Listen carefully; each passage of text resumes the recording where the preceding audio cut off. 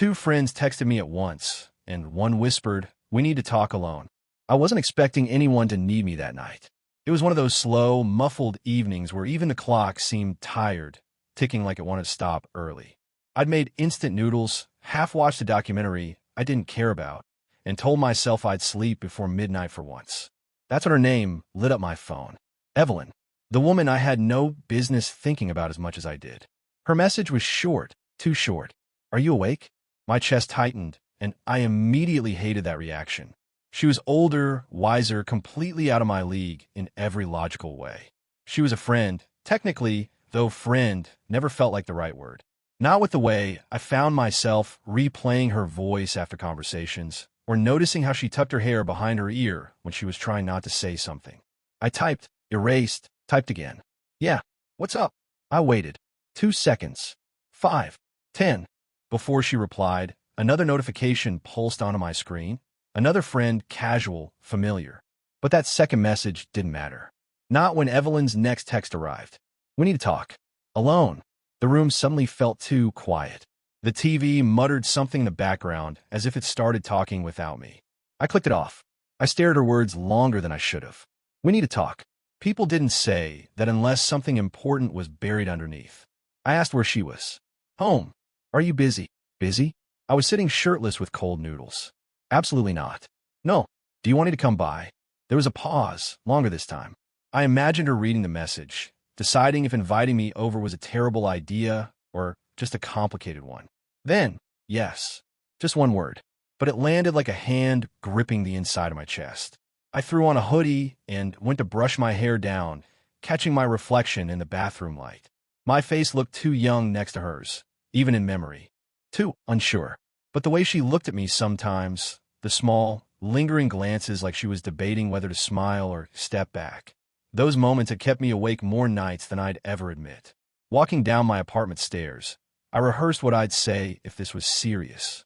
If she was upset, if I'd done something wrong. But part of me, the reckless part, wondered if it was something else. The night air was cold enough to stiffen my hands. The streets were mostly empty, just pockets of yellow light spilling from street lamps like they were tired of trying to brighten everything. As I reached her building, I slowed my steps without meaning to. She lived on the second floor, pale curtains, the soft glow from her reading lamp often visible through the window. I saw it now.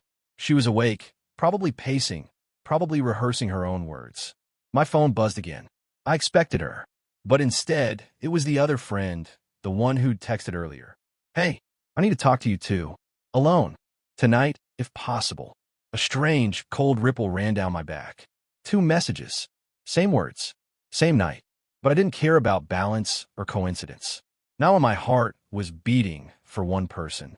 I walked up the steps to Evelyn's door, my fingers trembling just enough to embarrass me. I raised my hand to knock, swallowed, lowered it, tried again. Before I could touch the door, it opened. She stood there, hair slightly messy, sweater sleeves pushed up to her elbows, eyes softer than I'd ever seen them.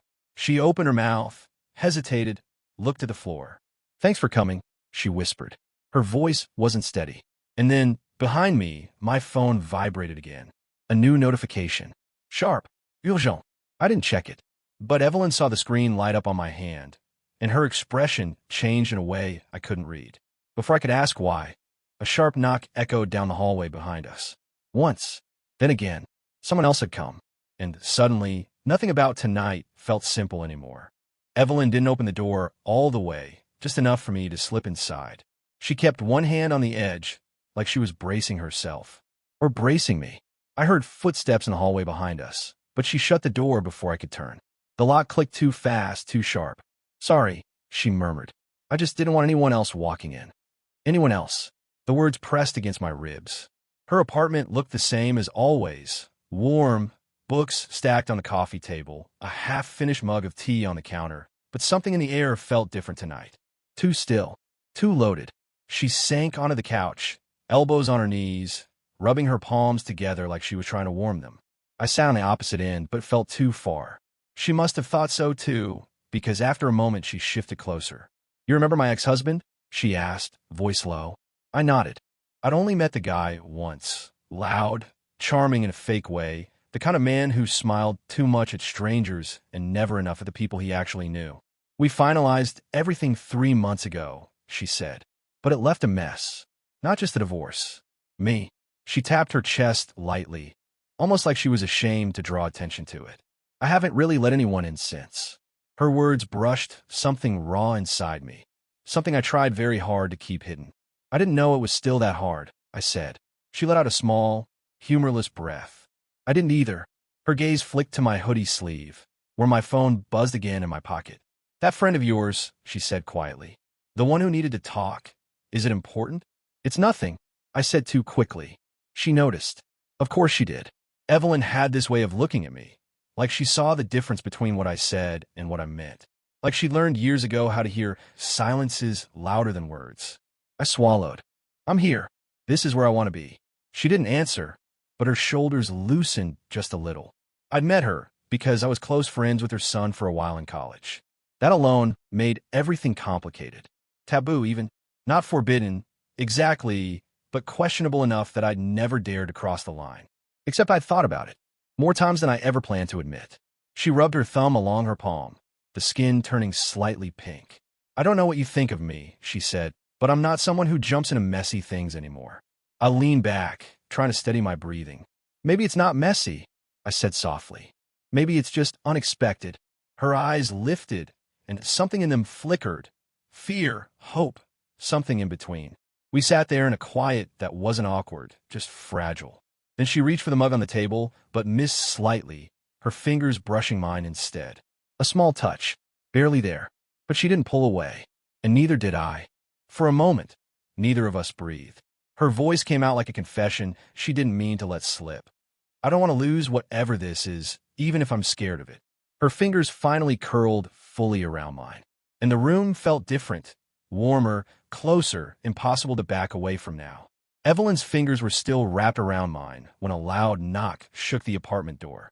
3 sharp hits, too forceful to be casual. She flinched. Her hand slipped away, so fast it almost stung. I wasn't expecting anyone, she whispered. But the look on her face said she knew exactly who it might be. I stood slowly, every nerve in my body tightening.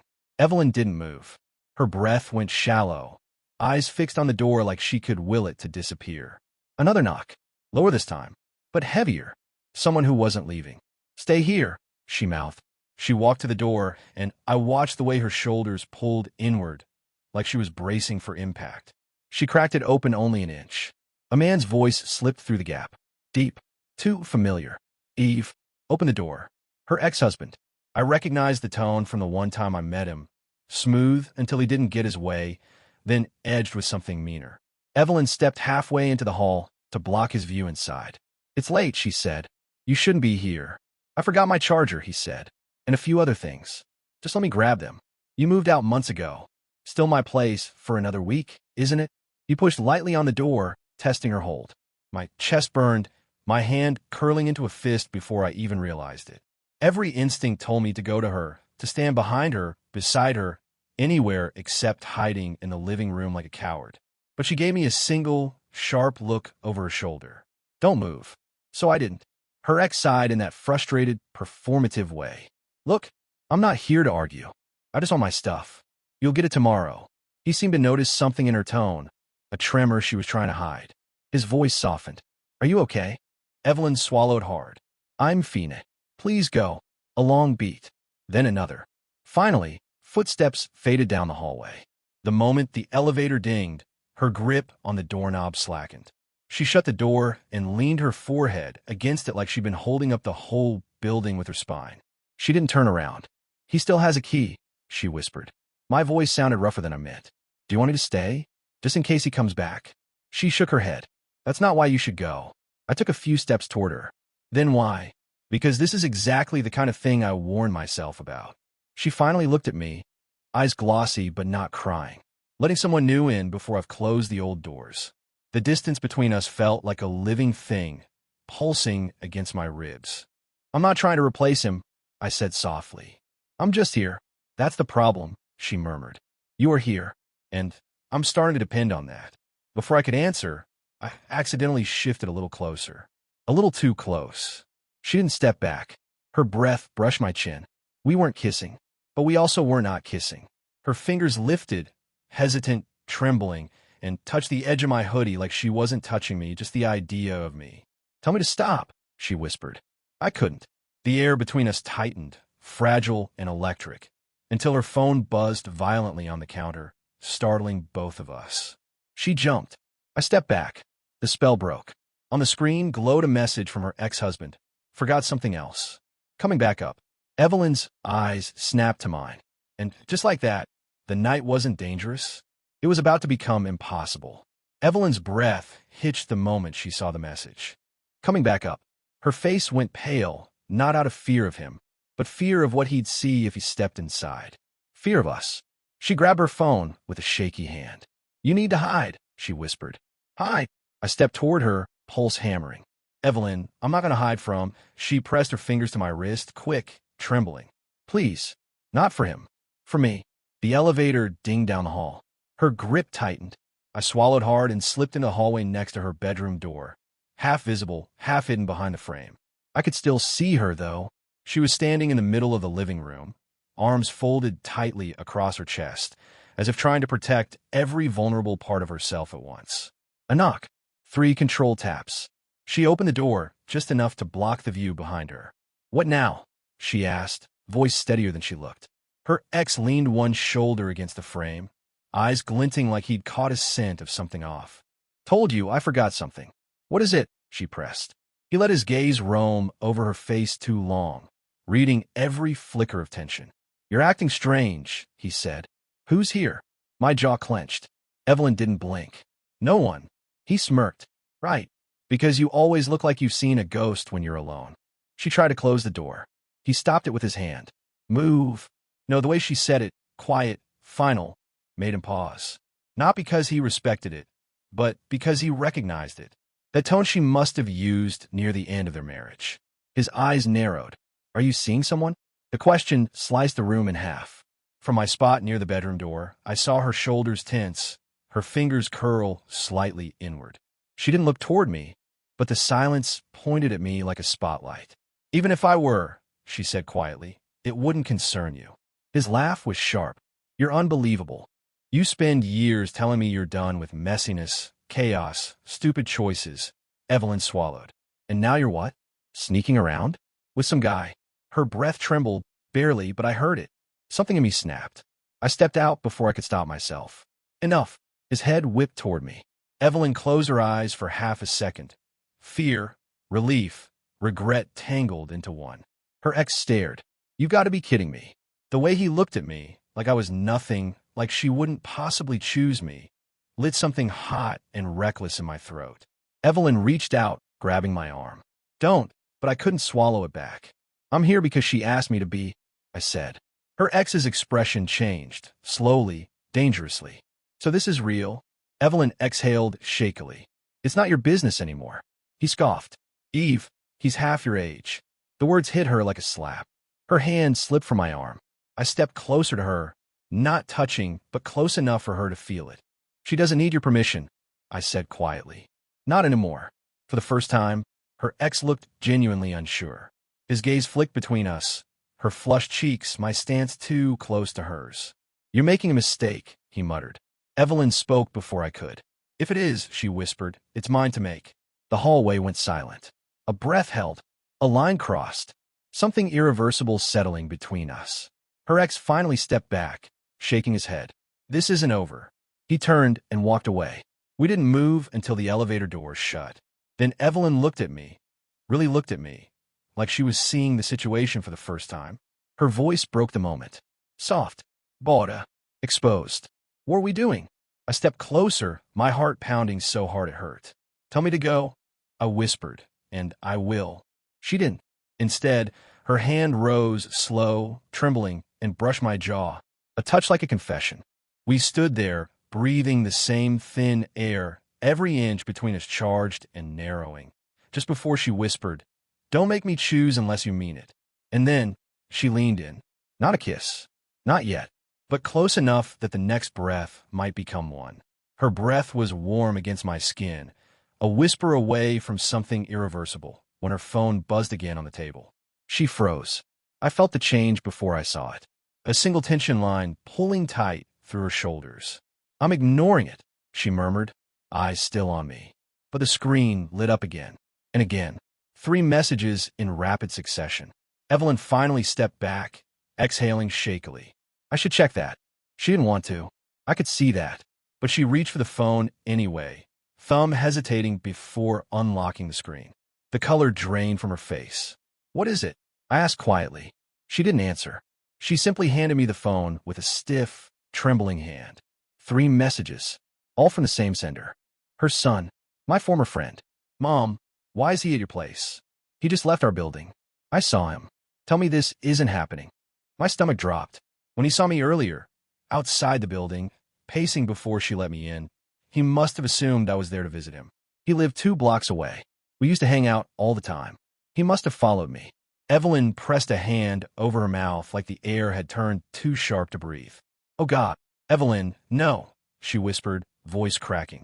No, no, no, this can't. She sat down abruptly, almost missing the couch entirely. He'll think He already hates his father for how the divorce went. He thinks every wrong choice I make proves something awful about me. This isn't a wrong choice, I said too quickly, too desperately.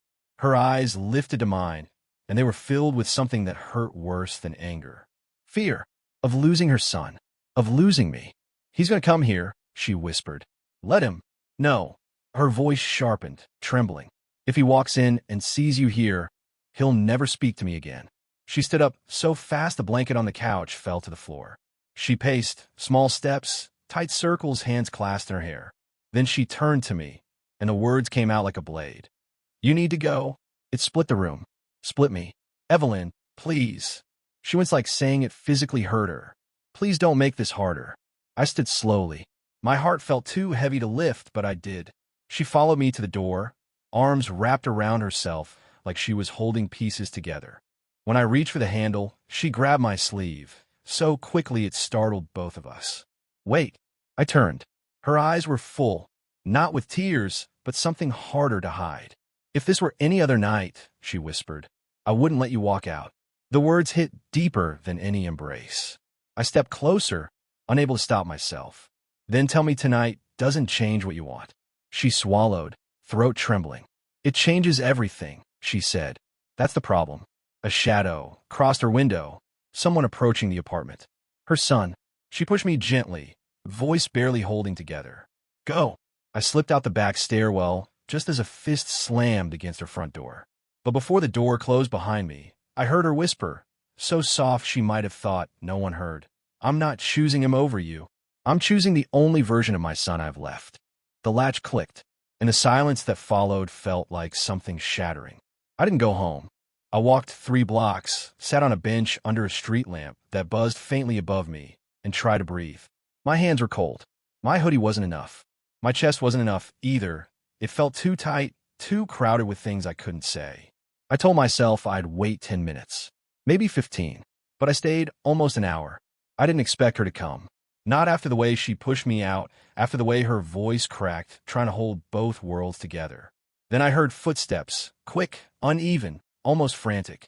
Hey, her voice. Soft, tired, crushed, and somehow still steady.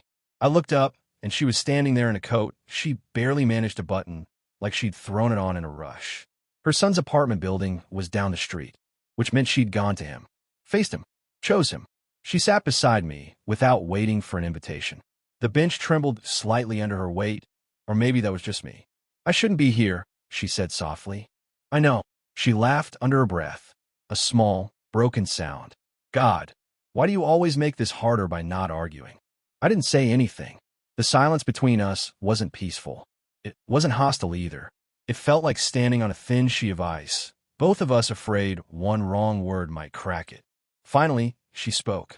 He was furious. I stared at the ground. I figured. I told him the truth, she whispered. That made me look up. She wasn't crying, but her eyes were red around the edges. I told him you were only there to help me after a rough night. I told him nothing happened. But that's not the truth, I said quietly. A pause. A breath caught in her throat. No, she murmured. It isn't. The streetlight flickered above us. A car drove by slowly, headlights brushing over her face, highlighting the guilt, the conflict, the longing she kept trying to hide. I turned toward her. So what do you want me to do now? She pressed her fingers to her forehead like she was trying to quiet something loud inside her. You keep asking me that. You keep waiting for me to choose. I'm not asking you to choose, I said. I'm asking you to stop pretending you don't care. Her breath stuttered. Because I do, I continued. And it's killing me not knowing if you feel the same. She looked at me then, really looked, and it wasn't the careful, cautious gaze she always used. It was bare, honest, unprotected. I do, she whispered. The words didn't explode. They landed gently, like a confession she'd been holding in her palms too long. But they were heavy enough to shift everything. Then why? Because caring about you isn't the problem, she cut in. It's that it doesn't stop there. I think about you when I shouldn't. I wait for your messages. I rearrange my whole night just to talk to you, and that scares me. She paused, breath uneven. It scares me more than losing him. The lamp hummed louder, or maybe the blood pounding in my ears did. She leaned back, eyes glistening. I walked away from a marriage because I stopped choosing myself. And now here I am, doing it all over again. I swallowed. So choose yourself now. I am. Her voice broke. And that's why this is the hardest part. A tremor ran through her hand before she placed it gently, carefully, over mine. I want you, she whispered, but I can't lose what little I have left of my son. The cold wind between us stilled. She squeezed my hand once, a soft, devastating apology. Then she lifted it to her lips, kissed my knuckles, and held them there for a long, aching second. When she finally let go, the warmth lingered.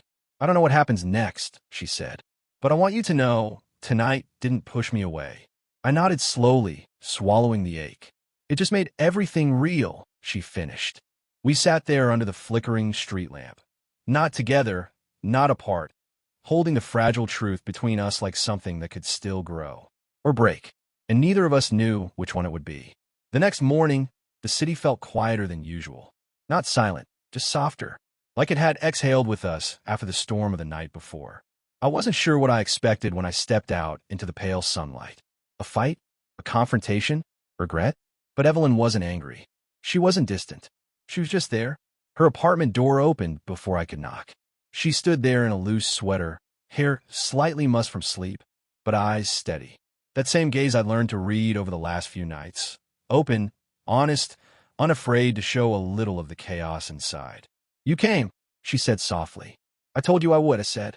No matter what. She smiled, small and real, not the polite kind reserved for strangers. Good, because we need to talk. Again, I laughed softly, nerves and relief tangled together. You're not kidding. You've made a habit of needing to talk to me. Only when it matters, she said, stepping aside. I entered, the familiar warmth of her apartment wrapping around me, comforting and dangerous all at once. We sat on the couch, closer this time, but careful, hands brushing occasionally, hesitant, testing the boundaries of what could be. I spoke to him, she said after a moment, eyes not leaving mine. My son. He's upset, but he's not angry anymore. He doesn't fully understand, of course, but he saw me trying. And maybe that counts. I reached out and tucked a loose strand of hair behind her ear, careful to let it be a gesture, not a statement. I'm proud of you, I whispered. Of all of it. Choosing yourself. Facing him. Facing me. She let out a small, almost shy laugh. I never thought anyone could make me feel this alive. And terrified at the same time. I smiled, feeling the tension of the past week drain a little. It's because it's real. Nothing about us is easy, but it's honest. She looked down at our hands, which had found each other again. I think that's what scares me the most. That it's real. I leaned closer, not forcing anything, just letting our foreheads brush. Then let's be careful together. Messy, slow, impossible, but ours. She closed her eyes briefly, then opened them, meeting my gaze. Okay, she said. Ours. We didn't need more words. The silence was full of trust, tentative hope, and the promise of something neither of us could fully define yet. As the sunlight streamed through her curtains, I realized that life was going to be complicated. But maybe that was exactly what made it worth it. For the first time, I didn't want simple. I wanted this. She stood, took my hand, and gave it a gentle squeeze. I don't know what the future holds, she whispered, but I want to face it with you. I squeeze back, and I'll be right here. No running, no hiding. Her smile widened, a little brighter, a little braver. Then maybe we can figure it out, step by step. And in that quiet morning, under a sky that promised everything and nothing, we didn't have all the answers. We didn't even know if it would work. But we had each other. Sometimes that's all that matters. Did you enjoy the story? What kind of stories would you like to hear next? Love Letter subscribe to follow more heartfelt, human stories of love, tension, and unexpected connections.